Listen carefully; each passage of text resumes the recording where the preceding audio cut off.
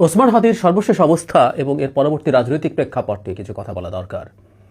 আমরা এই হত্যা চেষ্টা, এটা হত্যা হয়ে যাবে না আমরা মনে প্রাণে চাই, যদিও সে সম্ভাবনা খুবই কম, কিন্তু সেটাকে কেন্দ্র করে রাজনৈতিক যে প্রেক্ষাপট, যে পরিস্থিতি, সেটা যেন আমাদের নিয়ন্ত্রণের বাইরে চলে না যায় সেই ব্যাপারে খেয়াল রাখা দরকার। বিশেষ করে তিউনিসিয়ার একটা ঘটনা, আমি তাদের গণঅভ্যুত্থান পরবর্তী সময়ের একটা ঘটনা নিয়ে আমি একটু কথা বলতে চাই।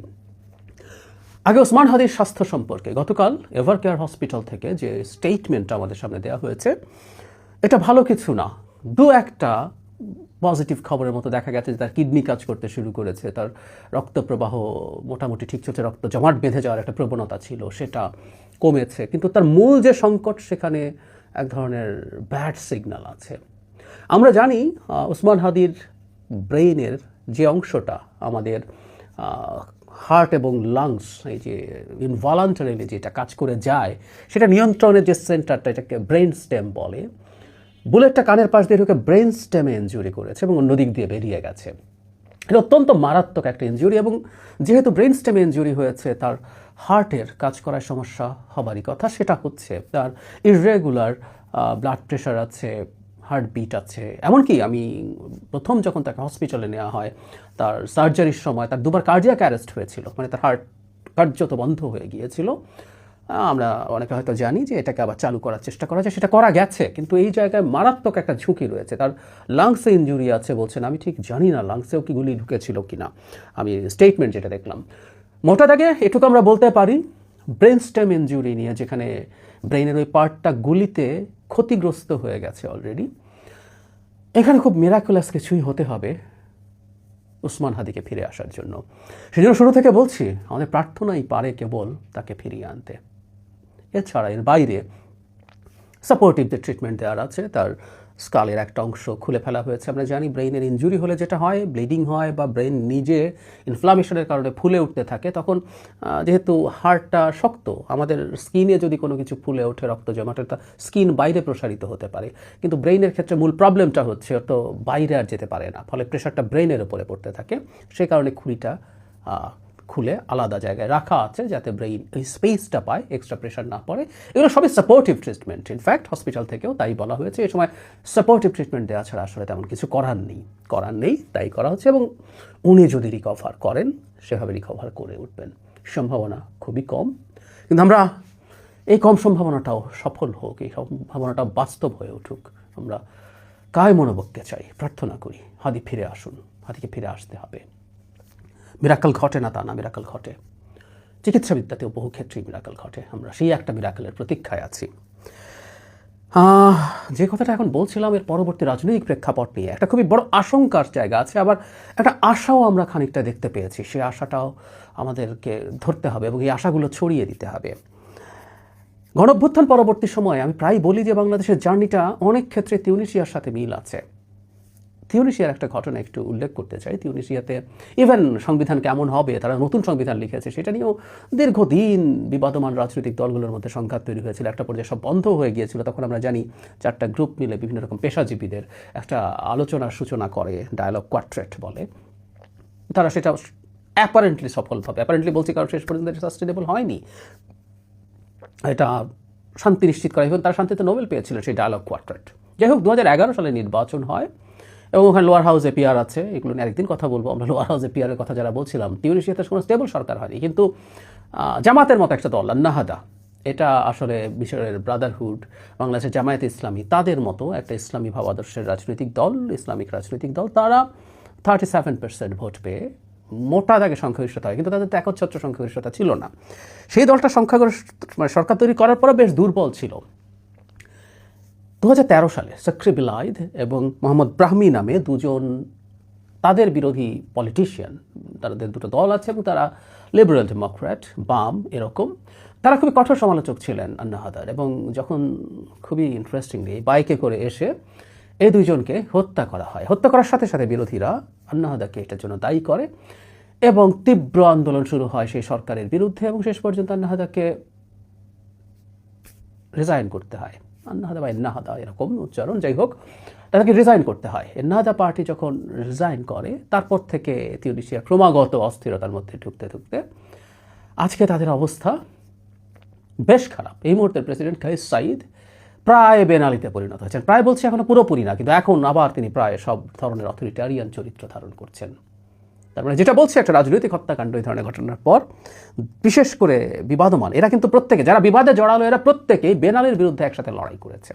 যদিও ডিফারেন্স হচ্ছে ওখানে নির্বাচনটা হয়ে গিয়েছিল, আমাদের হয়নি। এবারও এই ঘটনা ঘটার সাথে সাথে জামায়াতের দিক থেকে বিশেষ করে বিএনপির দিকে এটার অঙ্গুলি নির্দেশ করার প্রবণতা ছিল, এবং ডাকসু ভিপি জনাব সাদিক কায়েমের একটা স্ট্যাটাস খুবই ইঙ্গিতপূর্ণ ছিল। অনেকে বলছেন যে এটা জনাব মির্জা আব্বাসের দিকে ইন্ডিকেট করা ছিল।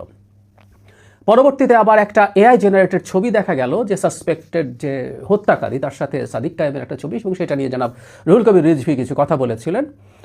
অসাধারণ একটা নজির স্থাপিত হয়েছে। রুহুল কবির রিজভী তার এআই জেনারেটেড ছবির উপরে ভিত্তি করে তিনি যে মন্তব্য করেছেন সাদিক কায়েমকে নিয়ে, সেটার জন্য তিনি অ্যাপোলোজাইজ করেছেন, এবং পরবর্তীতে দেখলাম সাদিক কায়েমও সেটাকে খুব গভীরভাবে আন্তরিকভাবে তিনি এটাকে সমর্থন করেছেন, এটাকে ধন্যবাদ জানিয়েছেন, এবং তার স্ট্যাটাস যেটাতে তিনি প্রথম জনাব মির্জা আব্বাসকে ইন্ডিকেট করেছেন বলে মনে হয়, সেটা শব্দচয়নের ব্যাপারেও তিনি অ্যাপোলোজাইজ করেছেন। সো এই মানে নিজেদের মধ্যকার এই সংঘাত সরিয়ে ফেলার চেষ্টা করতে হবে। আমরা যদি পরস্পরকে এভাবে ব্লেম করি, ইভেন তাত্ত্বিকভাবে বলছি, এটা যদি হয়েও থাকতো এই সময় সতর্কতার সময়, এই সময় সংঘাতে না জড়ানোর সময়, এমনকি যাদের এই হত্যাকাণ্ডের পেছনে থাকার সমূহ কারণ আছে, আমরা অলরেডি জানি যে প্রধান সাসপেক্ট তিনি ছাত্রলীগ করতেন। এই প্রশ্নগুলো আসছে কিভাবে তিনি এভাবে জনাব ওসমান হাদির টিমের সাথে জড়াতে পারলেন, তারা এত কাছে চলে গেলেন। আমরা অনেক ছবি দেখেছি তারা একদম কাছে থাকছেন। শুধু তাই না, এই যিনি প্রধান সাসপেক্ট তিনি ডাকাতির দায়ে ধরা পড়েছিলেন এই শেখ হাসিনার পতন এবং পালিয়ে যাওয়ার পর।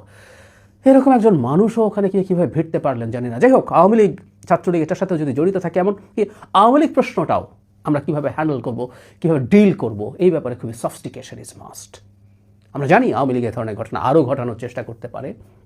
আমি যখন এই ভিডিও রেকর্ড করছি তখন একটা নিউজ দেখলাম, তখন মেইন স্ট্রিমে আসেনি, যে ওসমান হাদির পরে হামলার প্রতিবাদে মানববন্ধন থেকে ফেরার সময় দুজনকে কোপানো হয়েছে। এর বাইরে ঢাকায় ককটেল বিস্ফোরণ হচ্ছে, বাসে আগুন দেওয়া হচ্ছে, একটা অস্থিরতা তৈরির চেষ্টা বা প্রবণতা আছে। কেউ কেউ আওয়ামী লীগের ওপরে কী কী করতে হবে এই ধরনের আলাপ টালাপ করছেন। আমি প্রথম ভিডিওতেই বলেছি, এই ধরনের ঘটনা ঘটানোর চেষ্টা আওয়ামী লীগ এমনকি ভারতেরও আছে। ভারতের গোয়েন্দা সংস্থার সাথে জড়িত নয় এটা আমরা বলতে পারি না, কিন্তু এই জিনিসটাও আমরা কিভাবে ডিল করব সেটা খুব সুচিন্তিতভাবে ভেবে দেখতে হবে। আমাদের প্রত্যেকের যে কোনো একটা ভুল, যে কোনো একটা জায়গা থেকে এমন একটা কিছু ট্রিগার্ড হতে পারে, যেটা আমাদের মধ্যে এমন সংঘাত তৈরি করলো যে সংঘাত শেষ পর্যন্ত আমাদের নিয়ন্ত্রণের বাইরে চলে গেল, সম্ভাবনা আছে। গণঅভ্যুত্থান পরবর্তী সময়ে মধ্যপ্রাচ্যের আরব স্প্রিং 5-6টা দেশে হয়েছে। দুটো দেশ সফল হয়েছে সরকারকে দ্রুত ফেলে দিতে, তিউনিসিয়া এবং মিশর। মিশরে পূর্ণ সামরিক শাসন, এই যে বললাম, তিউনিসিয়াতে আবার একটা অথরিটারিয়ান সরকার এসে গেছে প্রায়। কারণ গণতান্ত্রিক ব্যবস্থার মধ্যে কাজ করতে গিয়ে দলগুলো পরস্পরের বিরুদ্ধে এমন সংঘাতে জড়িয়েছে, সেটা শেষ পর্যন্ত মানুষের আস্থাই নষ্ট করে দিয়েছে। কিন্তু আমরা যেটাকে আরও বেশি ভয় পাই, অন্তত 3টা দেশে গৃহযুদ্ধে শুরু হয়ে গেছে, সরকারের পতন তাৎক্ষণিকভাবে হয়নি, দেশগুলো ছারখার হয়ে গেছে। লিবিয়া, সিরিয়া, ইয়েমেন, মানে ধ্বংসপ্রাপ্ত হয়েছে দেশগুলো। এমনকি যেটা হয় এ ধরনের গৃহযুদ্ধের পরিস্থিতিতে প্রচুর ইন্টারন্যাশনাল খেলোয়াড় এসে ঢুকে পড়ার সম্ভাবনা থাকে। 3টা দেশেই, বিশেষ করে সিরিয়ার জিও পলিটিক্যাল গেম কত ডাইমেনশনাল হয়েছে সেটা তো আমরা দেখেছি। ফলে খুব সতর্ক আমাদের থাকতে হবে। আওয়ামী লীগ এটার সাথে জড়িত থাকবে, শেখ হাসিনার প্রকাশ্য আহ্বান আছে, তাদের অন্যান্য বিভিন্ন অ্যাক্টিভিস্টদের আহ্বান আছে। তারপরও বলছি, খুব সফিস্টিকেটেড ওয়েতে ডিল করতে হবে। আমরা কিভাবে এই জিনিসগুলো করব, কিভাবে করলে বাংলাদেশের স্থিতিশীলতা নষ্ট না করে, বিশেষ করে আমরা একটা নির্বাচনের দিকে যেহেতু যাচ্ছি, স্থিতিশীলতা রক্ষা করে নির্বাচনটার দিকে যেতে পারি, সেই আলাপটা ক্রমাগত চালিয়ে যেতে হবে। সেইটার জন্য সর্বোচ্চ সংযম দেখিয়ে যেতে হবে। এর বাইরে কোনো অল্টারনেটিভ নাই। আমাদের একটা মাত্র ভুল পদক্ষেপ আমাদের ডিজাস্টার তৈরি করতে পারে। আমাদের যৌক্তিক কারণে ক্ষোভ আছে, দুঃখ আছে, কষ্ট আছে, অনেকের মধ্যে প্রভোগ করতে পারে। কারণ যেটা হয়, দুঃখ, কষ্ট, ক্রোধের মধ্যে এগুলো আমাদের ইড, তো আমাদের ইনবর্ন ইনস্টিংক্ট, সাইকোলজি থেকে ইড বলে, এগুলো উস্কে দেওয়া সোজা। আমরা বসে থাকি এগুলোতে রেসপন্ড করার জন্য। দেয়ার আর সাম পিপল এটা উস্কে দেওয়ার চেষ্টা করে, মনে হবে সে আমার বন্ধু, বাট সবসময় না। আমরা সংযত থাকবো, আমরা সতর্ক থাকবো। বিএনপি এবং জামায়াত যে ধরনের সংযমের পরিচয় দিল পরস্পরের প্রতি, সেটাকে আমরা গুরুত্ব দিতে চাই। একই সাথে আবারও বলছি, আওয়ামী লীগের ব্যাপারেও আমরা কিভাবে ডিল করব, কিভাবে জিনিসগুলো এগিয়ে নেব, খুব শান্তমতায় ভেবেচিন্তে সিদ্ধান্ত নিতে হবে। আমরা খুবই খুবই খুবই জটিল একটা ক্রান্তি লগ্নে আছি, এটা ভুললে চলবে না।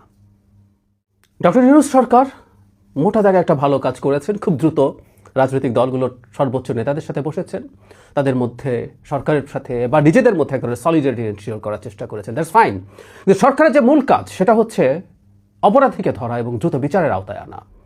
এবং বহুদিন থেকে আমরা বলে গিয়েছি যে আইনশৃঙ্খলা রক্ষার ব্যাপারে সরকারের পদক্ষেপ অত্যন্ত খারাপ, অত্যন্ত খারাপ। সরকার অত্যন্ত ব্যর্থ হয়ে জায়গায়। হাসিনা পরবর্তী সময়ে পুলিশের সব সংকট স্বীকার করার পরেও বলছি সরকার এই ক্ষেত্রে একেবারেই ভালো করেনি। এমনকি একজন স্বরাষ্ট্র উপদেষ্টা এবং তার বিশেষ সহকারী আছে, তাদেরকে পরিবর্তন করিয়েও যদি সরকারি বার্তা দিত যে সরকার এটাকে কগনিজেন্সে নেয়, তা আমরা বুঝতাম যে তিনি ভাবছেন কিছুটা। এই ঘটনার পর আমরা দেখছি বিশেষ সহকারী এবং উপদেষ্টা দুজনই তাদের পদে আছেন। আমি মনে করি পূর্বে ঘটা বিভিন্ন ঘটনা এবং অপরাধের ক্ষেত্রে সঠিক পদক্ষেপ না নিতে পারার কারণেই এই সাহসটা তৈরি হয়েছে, এবং এই সাহসটা আরও বাড়তে পারে যদি এই ক্ষেত্রে ঠিকঠাক মতো ব্যবস্থা না নেওয়া যায়।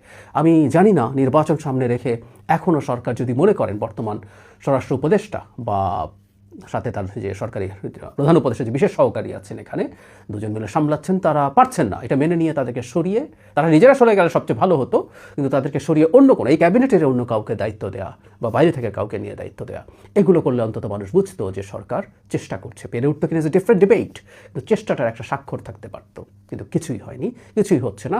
সুতরাং সরকারকে এই যাবতীয় দায় দায়িত্ব নিয়ে যদি এখনও তার আন্তরিকতা থাকে সেটার নজির দেখাতে হবে।